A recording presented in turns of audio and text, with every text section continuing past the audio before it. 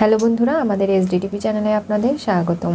আমি দীপিকা চলে এসেছি আপনাদের জন্য গীতা এলএলবি সিরিয়ালের আপডেট নিয়ে। রেস্টুরেন্টে মেহেকের হাতে স্বর্ণের আংটি দেখেই কৃপান বলে, কী ব্যাপার, এটা কোথা থেকে পেলে? স্বর্ণের দোকান, সেখান থেকে কিনেছি। এটা আমার অনেক আগের, তুমি আমাকে আবার ডাউট করছো? না তো, নাও, তোমার জন্য আমি তোমার প্রিয় খাবারগুলো অর্ডার করেছি। তুমি কি করে জানলে যে এই খাবারগুলোই আমার প্রিয়? কারণ আজকে কি নতুন আমি তোমাকে চিনি? সেই কাল থেকে চিনি ডার্লিং। তুমি চিন্তা করো না, আমি তোমার পছন্দ অপছন্দ সবটাই মনে রেখেছি। তাই বুঝি? হ্যাঁ, এখন আমার প্রচণ্ড খিদে পেয়েছে, খেতে হবে না? অঙ্কিত ভাবে কলিযুগ চলে এসেছে। স্বামীর সামনে বউ আরেকজনের সঙ্গে ভালোবাসার অভিনয় করছে, এগুলোকে মেনে নেওয়া যায়? কিন্তু কিচ্ছু করার নেই, মেহেক একটা মিশনে রয়েছে, সেখানে ওকে সফল হতে দিতে হবে।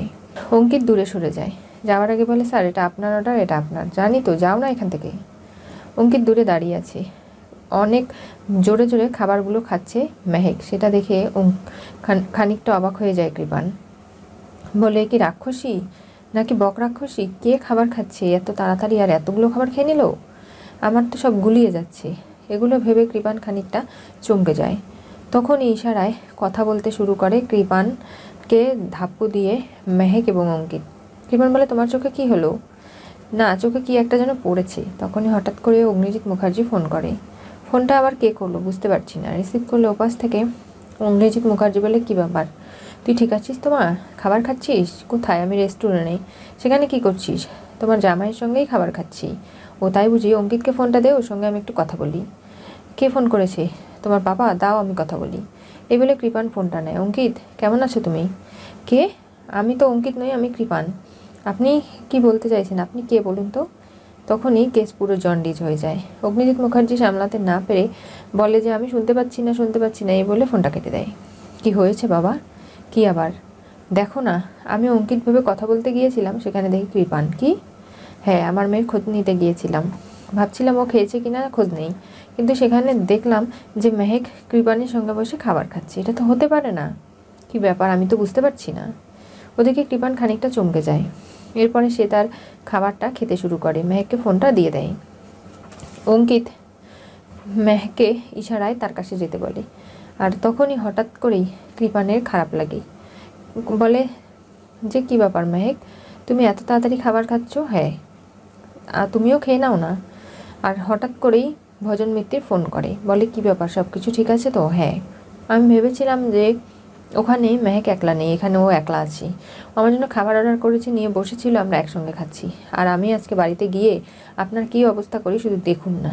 কি করবে? রাখুন তো ফোনটা। এই বলে ফোন রেখে দেয়। এরপরে ওয়াশরুমে চলে যায়। বলে, কি হলো এটা? তোমার কি শরীর খারাপ করছে? না, আমি একটু ওয়াশরুম থেকে আসছি, এই বলে কৃপান চলে যায়। তখনই অঙ্কিত এসে বসে পড়ে আর বলে, কেমন দিলাম?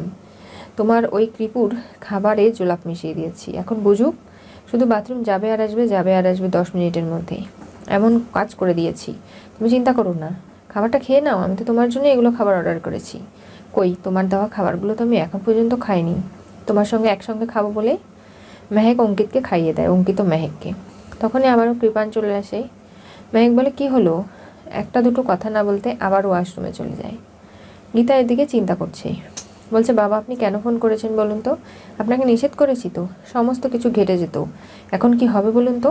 তখনই অঙ্কিত ফোন করে, বলে, গীতা বৌদি তুমি চিন্তা করো না, আমি আছি তো। আর দেখো, কোনোভাবেই আমি মেহেকের কোনো ক্ষতি হতে দেব না। নিজের বউকে তো প্রোটেক্ট করতে হবে ওই কৃপানের থেকে, তাই আমি এখানে রেস্টুরেন্টে ওয়ার্ড বয় সেজে আছি। তোমরা কেউ এখন মেহেককে ফোন করো না, মেহেকের সঙ্গে কৃপান আছে, ও যদি কোনোভাবে সন্দেহ করে ফেলে তাহলে কিন্তু সব কিছু শেষ হয়ে যাবে। বা অঙ্কিত, তুমি তো খুব দুষ্টু আছো, এটুকু তো করতেই হবে। নিজের বউকে ভালোবাসি মেহেককে, সেটা মাথায় রাখতে হবে না? কৃপান যাকে বউ ভাবছো ও তো ওর বউ নয়, ওটা আমার বউ, সেটা ওকে বুঝিয়ে দেবো।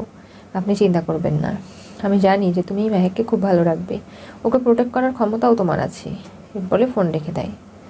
কৃপান বারবার করে যাচ্ছে আর আসছে। একটা সময় পরে তার মাথাটা ঘুরে যায়, সে টেবিলেই শুয়ে পড়ে। বলে, আমি বাড়ি যাব। না কৃপু, তুমি এখন বাড়ি যাবে না, তুমি যাবে হাসপাতালে, আমি ফোন করে দিচ্ছি অ্যাম্বুলেন্সকে। এই বলে ফোন করে, অ্যাম্বুলেন্সে করে তুলে কৃপানকে দিয়ে আসে সরকারি হাসপাতালে। আর গীতা ভাবে যে কি পরিকল্পনা অনুযায়ী সব কিছু মেহেক করতে পারছে কিনা। মেহেককে ফোন করে, মেহেক ফোনটা রিসিভ করে বলে, গীতা বৌদি আমি বাড়িতে এসেছি। দেখছে কি করা যায়, বাড়ি ফাঁকা নিয়ে যা করার তাই করতে হবে। তোমার সব কিছু মনে আছে তো? হ্যাঁ। বাড়িতে এসেই কি ব্যাপার, আমার ছেলে কৃপান কোথায়? ও তো নেই, ইহলোক ছেড়ে পরলোকে চলে গেছে। তার মানে এসব কি কথাবার্তা? আমার শীতের সিঁদুর মুছিয়া কৃপান এমন ভাবে শেষ হইয়া গেছে, এতক্ষণে মনে হয় ওকে আর খুঁজেও পাওয়া যাবে না। কি এই সমস্ত সাধু ভাষা বলছো? ঠিক করে কথা বলো। কৃপান হাসপাতালে আছে। কেন? আমার ছেলের কি হয়েছে?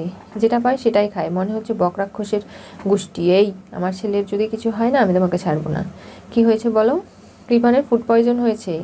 আমি খাবার অর্ডার করেছিলাম, ওকে নিষেধ করেছি, তারপরে ও খেতে খেতে এই অবস্থা করে ফেললো নিজের। তারপরে শুধু ওয়াশরুমে যাচ্ছিল আর আসছিল। তাই ওকে আমি অ্যাম্বুলেন্স করে হাসপাতালে দিয়ে এসেছি। আর পদ্মকে চোখ টিপ দেয় যে এই সব কিছু নাটক একটা, না হলে যে পদ্ম চিৎকার করবে। কি বলছো? আমার ছেলে একটা বড় নামি দামি হাসপাতালে থাকার যোগ্যতা রাখে। এত বড় লোকের ছেলে, ও কি না এখন সরকারি হাসপাতালে থাকবে? আমি দেখছি ওকে ফোন করে। কৃপান, কি হয়েছে তোর? ও স্যালাইন দেওয়া হচ্ছে, ইঞ্জেকশন দিচ্ছে। ঠিক আছে, আমি আসছি, এসে তোকে অন্য হাসপাতালে শিফট করানোর ব্যবস্থা করছি। তুই একদম কোনো চিন্তা করিস না। এই ভজন, চলো। কি করে হলো এইসব কিছু? আমি জানি না, বিশ্বাস করুন, আমি কোনো কিছুই করিনি। কৃপুর যে কোথা থেকে কি হয়ে গেল আমি নিজেও জানি না। আমার তো নিজেরও খুব টেনশন হচ্ছে। এই বলে চলে যায়। বাড়ি শুদ্ধ সবাই। কি হয়েছে কি বলো না, আমার বরের কোনো ক্ষতি হবে না তো? আরে তুই তো সারাদিন বরবার করছিস, এতটা জেলাস হলে হবে পদ্ম? দেখ, তোর বরের খাবারে একটু অল্প করে জোলাপ মিশিয়ে দিয়েছিল অঙ্কিত। কারণ তুই যেমন তোর বরের পাশে কাউকে সহ্য করতে পারিস না, তেমন অঙ্কিতও আমার পাশে ওকে সহ্য করতে পারেনি। তাই রেস্টুরেন্টে খাবার খেতে গিয়ে কৃপান আমার পিছু নিয়েছিল, সেখানে আমাকে ধরার চেষ্টা করছিল, আর তাই ওকে এই শাস্তি দিয়েছি। বাড়ি এখন ফাঁকা থাকবে, এখানে রেকর্ডার রয়েছে, রিসিভারও রয়েছে, কি কথা হয়েছে সবটা আমাকে শুনতে হবে। এই কেস সম্পর্কে ওই কিরণ কান্তি কিছু না কিছু তো বলেছে, আর সেগুলো শুনে আমাকে প্রমাণ জোগাড় করতে হবে। বাড়ি ফাঁকা, তুই যা। তুই গিয়ে একটু ঠাকুরের স্মৃতিতে সিঁদুর ছুঁয়ে দিস। এরপরে পুজোর ফুল প্রসাদ সবটা নিয়ে গিয়ে তোর বরকে খাইয়ে দিস। বরের সেবা করতে হবে তো, মন জয় করতে হবে না? বরের সংসারটা টিকিয়ে রাখার চেষ্টা কর। তখনই মেহেককে ফোন করে গীতা। বলে, গীতা বৌদি বলছি। সব কিছু ঠিক আছে মেহেক? হ্যাঁ, পরিকল্পনা মাফিক কৃপানকে হাসপাতালে দিয়েছি, ওর মা বাবা এমনকি ভজন মিত্তি সবাই চলে গেছে। তাহলে তুমি তোমার কাজটা শুরু করে দাও। তোমাকে দিরাগমনে এই বাড়িতে আসার আগে সব কিছু প্রস্তুত করতে হবে। এরপরে এই বাড়িতে যখন তুমি আসবে, সব ডকুমেন্ট কিন্তু আমাকে এনে তোমার দিতে হবে। সেটা নিশ্চয়ই তুমি বুঝতে পারছো। আমি জানি, তুমি চিন্তা করো না, আমি সব কিছুর ব্যবস্থা করছি। আর দেখো, আমার পাপার কোনো শাস্তি আমি হতে দেব না। আমি আমার কাজে লেগে পড়ছি। হ্যাঁ, তোমায় তো একদম মাত করে দিলে। যেভাবে সমস্ত পরিকল্পনা একের পর এক চালিয়ে যাচ্ছ, তাতে করে মনে হচ্ছে যে সত্যি তুমি আমার ননদ। হ্যাঁ, যেমন তুমি তেমন তো হতে হবে, তা না হলে কি করে চলবে বলো? আমি এই কৃপানকে এমন শাস্তি দেব তুমি ভাবতেও পারছো না। ওর গোষ্ঠীকে শিক্ষা দিয়ে ছাড়বো, কারণ ওর যে কাজগুলো করছে সেটা অন্যায়। আমি তাহলে রাখছি। হ্যাঁ, রেখে দাও এখন।